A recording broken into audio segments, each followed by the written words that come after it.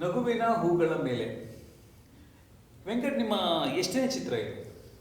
ಇದು ನನ್ನ 10ನೇ ಚಿತ್ರ.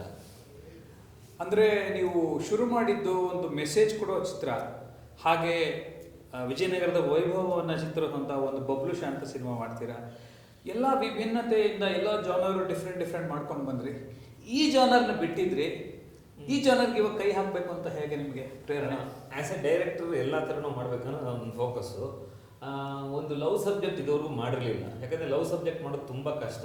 ಅದಕ್ಕೋಸ್ಕರ ಅದೊಂದು ಟೈಮ್ ತೊಗೊಂಡೆ. ಬಟ್ ಆದ್ರೂ ಒಂದು 2019 ಒಂದು ಇನ್ಸಿಡೆಂಟು, ಒಂದು ಟ್ರೂ ಇನ್ಸಿಡೆಂಟ್ ಆಧಾರಿತವಾಗಿ ತೊಗೊಂಡು ಈ ಒಂದು ಚಿತ್ರನ ನಗುವಿನ ಹೂಗಳ ಮೇಲೆ ಮಾಡ್ತಿದ್ದೆ. ಕನ್ನಡದಲ್ಲಿ ತುಂಬ ಒಳ್ಳೊಳ್ಳೆ ಪ್ರೀತಿಗೆ ಒಂದು ಇದು ಕೊಡ್ತಕ್ಕಂಥ, ಒಂದು ಹುಮ್ಮಸ್ಸು ಕೊಡ್ತಕ್ಕಂಥ ಚಿತ್ರಗಳ ಬಂದಿವೆ. ಅದರಲ್ಲಿ ಬಂಧನ ಇರ್ಬೋದು, ಒಲವಿನ ಉಡುಗೊರೆ ಇರ್ಬೋದು, ಅಥವಾ ಅಣ್ಣವ್ರದ್ದು ಹಾಲು ಜೇನು ಕೂಡ ಇರ್ಬೋದು. ಆ ಎಲ್ಲ ಚಿತ್ರಗಳನ್ನು ನಾವು ನೋಡಿರ್ತೀರ, ನಿಮಗೆ ಅದರಿಂದ ಪ್ರೇರೇಪಣೆ ಸಿಕ್ಕಿರುತ್ತೆ. ಇದು ಯಾವ ರೀತಿ ವಿಭಿನ್ನವಾಗಿರ್ಬೋದು ಅದಕ್ಕೆ? ನನಗೆ ಅಣ್ಣವರು ಮೊದಲು ಪ್ರೇರೇಪಣೆ, ಅದರಲ್ಲಿ ಮುಖ್ಯವಾಗಿ ಸಾಕ್ಷಾತ್ಕಾರ ಚಿತ್ರ. ಬೇಸಿಕಲಿ ಸಾಕ್ಷಾತ್ಕಾರ ಚಿತ್ರ ಒಂದು ಶುದ್ಧವಾದ ಒಂದು ಪ್ರೇಮ ಕಥೆ. ಅದು ನನಗೆ inspiration for this movie. Basically ಅಂದರೆ ಒಂದು ಶುದ್ಧವಾದ ಪ್ರೀತಿ, ವಲ್ಗ್ಯಾರಿಟಿ ಇಲ್ಲದೆ ಒಂದು ಹೃದಯ ಸ್ಪರ್ಶವಾದ ಆಗುವಂಥ ಒಂದು ದೃಶ್ಯಗಳು, ಇದನ್ನು ಸೆರೆ ಹಿಡಿಯೋದಂಥದ್ದು ಒಂದು ನನಗೆ ತುಂಬ ಮೊದಲಿಂದ ಒಂದು ಆಸಕ್ತಿ ಇತ್ತು. ಅದನ್ನು ಈ ಥರ ಕತೆ ಮಾಡಿ ತೋರಿಸ್ಬೇಕು ಅಂತಿತ್ತು. ಸೊ ಹಾಗಾಗಿ ಈ ನಗುವಿನ ಹೂಗಳ ಮೇಲೆ, ಅದು ಈ ಅಣ್ಣೋರ್ ಪದಗಳೇ. ಅದು ನೀವು ಭಾಗ್ಯವಂತರು ಚಿತ್ರ, ಅದರಲ್ಲಿ ಹಾಡು ಬರುತ್ತೆ, ಒಂದು ಕ್ಲೈಮ್ಯಾಕ್ಸ್ ಅಲ್ಲಿ ಹಾಡು, ಅದರಲ್ಲಿ ಚರಣದಲ್ಲಿ ಬರುವಂಥ ಈ 3 ವರ್ಡು ನಾನು ಇದಕ್ಕೆ ಚಿತ್ರಕ್ಕೆ ಶೀರ್ಷಕ್ಕಾಗಿ ಉಪಯೋಗಿಸಿದೆ, ನಗುವಿನ ಹೂಗಳ ಮೇಲೆ. ಸೊ ಹಾಗಾಗಿ ನನಗೆ ಒಂಥರ ಅಣ್ಣವರು ಇನ್ಸ್ಪಿರೇಷನ್ ಅಂತ ಹೇಳಕ್ಕೆ ಖುಷಿ ಆಗುತ್ತೆ. ಭಾಳ ಸಂತೋಷ. ಅಣ್ಣವರು ಎಲ್ಲರಿಗೂ ಇನ್ಸ್ಪೈರ್ ಮಾಡಿದ್ದಾರೆ ಅವರು ಜೀವನದಲ್ಲಿ, ಅಂತ ಅದ್ಭುತವಾದಂಥ ಒಂದು ಪರ್ಸನಾಲಿಟಿ ಅವರು. ಈ ಒಂದು ಪಾತ್ರದ ಆಯ್ಕೆ ಬಗ್ಗೆ ಯಾವ ರೀತಿ ಪ್ರಕ್ರಿಯೆ ಇತ್ತು ಇದರಲ್ಲಿ? ಇದು ಆಡಿಷನ್ ಏನಾದ್ರು ಮಾಡಿದ್ರೆ ಅದಕ್ಕೆ? ಇದು ನನಗೆ ಫಸ್ಟು ಆಯ್ಕೆಗಿಂತ ಮುಂಚೆ ನಮ್ದು ಒಂದು ಟೀಮ್ ಇರುತ್ತೆ. ನಾನು ನಮ್ಮ ಅಸೋಸಿಯೇಟ್ ಡೈರೆಕ್ಟ್ರು, ರೈಟ್ರು ಲಾಗಿ ಒಂದು ಮಾತಾಡ್ತಾ ಇರ್ತೀವಿ. ಹೀಗೆ ಮಾತಾಡ್ತಾ ಇದ್ದಾಗ ಕತೆ ನಮ್ಮ ಪ್ರೊಡ್ಯೂಸರ್ ಸಿಲ್ಕಿನ ಮುಂಚೆನೆ ನಾವು ಒಂದು ಲೊಕೇಶನ್ ನೋಡ್ಕೊಂಬಂದ್ವಿ ಹೋಗಿ.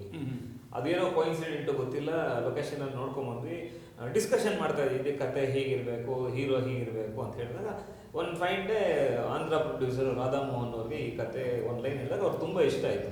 ಚೆನ್ನಾಗಿದೆ, ತೆಲುಗಲ್ಲಿ ಮಾಡೋಣ ಅಂತ. ನಾನು ಹೇಳಿದೆ ತೆಲುಗು ಬೇಡ ಸರ್, ಕನ್ನಡಲ್ಲೇ ಮಾಡೋಣ, ಯಾಕಂದರೆ ನೇಟಿವಿಟಿ ನಾವು ಮಾಡಿರೋದು ಕನ್ನಡಗೋಸ್ಕರ ಅಂತ ಹೇಳಿದಾಗ ಸರಿ ಆಯಿತು, ಇದನ್ನು ಶುರು ಮಾಡಿ, ನೀವು ಕತೆ ಶುರು ಮಾಡಿ, ಹೀರೋಯಿನ್ನ ಆಯ್ಕೆ ಮಾಡಿ, ಹೀರೋಯಿನ್ ಅಂತ ಹೇಳಿದಾಗ ಹೀರೋಯಿನ್ ಫಸ್ಟು ಹುಡುಕಕ್ಕೆ ಶುರು ಮಾಡಿದ್ವಿ ನಾವು. ಹೀರೋಯಿನ್ನ ಸುಮಾರು ಜನನ ಹುಡುಕಿದ್ವಿ. ಅವರು ಆಂಧ್ರದಿಂದ ಒಂದಷ್ಟು ಜನ ಫೋಟೋಗಳು ಕಳಿಸ್ತಾ ಇದ್ರು, చూడండి ಈ ಅಮ್ಮಾಯಿ ಬಾಗುಂದ ಲೇದ, ಯಾವುದೂ ಸೆಟ್ ಆಗ್ತಿರ್ಲಿಲ್ಲ.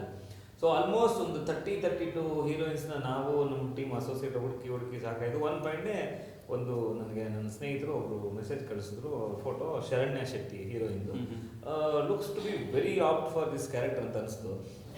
ಗಾಂಧಿ ಬಜಾರಲ್ಲಿ ಅಡ್ಯಾರ್ ಅಂತ ಬರೋಕ್ಕೆ ಹೇಳಿದೆ ಹುಡುಗಿಗೆ. ಬಂದಾಗ ನೋಡಿದೆ, ಅವಳು ಹುಡುಗಿ ಮಾಸ್ಕ್ ಹಾಕೊಂಡ್ಬಿಟ್ಟಿದ್ದು ಫಸ್ಟು. ಏನಪ್ಪ ನನಗೊಂದು ಸ್ವಲ್ಪ ಡೌಟ್ ಆಗೋಯ್ತು. ಕೋವಿಡ್ ಟೈಮ್ ಅವಾಗ ಮಾಸ್ಕ್ ಇನ್ನೇನು ತೆಗೆದ್ರೆ ಸರಿ ಇಲ್ಲ ಅಂದರೆ ಪಾಪ ಅಲ್ಲಿಂದ ಕರೆಸಿದ್ದೀನಿ ಹಿಂಗೇನು. When she open the mask she was very good. ನಾವೇನು ಕತೆಗೆ ಏನು ಆಪ್ಟ್ ಅಂತ ಇಟ್ಕೊಂಡು ಕರೆಕ್ಟಾಗಿ ಫಿಕ್ಸ್ ಆಯಿತು. ಸೊ ಹಾಗಾಗಿ ಶರಣ್ಯ ಶೆಟ್ಟಿನ ನಾವು ಫಿಕ್ಸ್ ಮಾಡಿದ್ವಿ.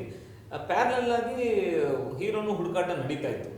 ಆಮೇಲೆ ಏನಾಯಿತು, ಶರಣ್ಯ ಶೆಟ್ಟಿನೇ ಈ ಅಭಿಷೇಕ್ ರಾಮದಾಸ್ ಅಂತ ನೋಡಿ ಸರ್ ಗಟ್ಟಿ ಮೇಳದಲ್ಲಿ ಸೀರಿಯಲಲ್ಲಿ ಹೀರೋ ನೋಡಿ ಅಂತ ತೋರಿಸ್ತು. ನನಗೆ ಇಮಿಡಿಯೇಟ್ ಆಗಿ ಓಕೆ ಫೈನ್ ಅಂತೇಳಿ ನಮ್ಮ ಅಸೋಸಿಯೇಟ್ ಲಾರೆನ್ಸ್ಗೆ ಮೆಸೇಜ್ ಕಳಿಸಿದೆ, ನೋಡಿ ಯಾರೋ ನಾನು ಸೀರಿಯಲ್ ನೋಡೋದು ನಿಮ್ಗೆ ಗೊತ್ತಾ?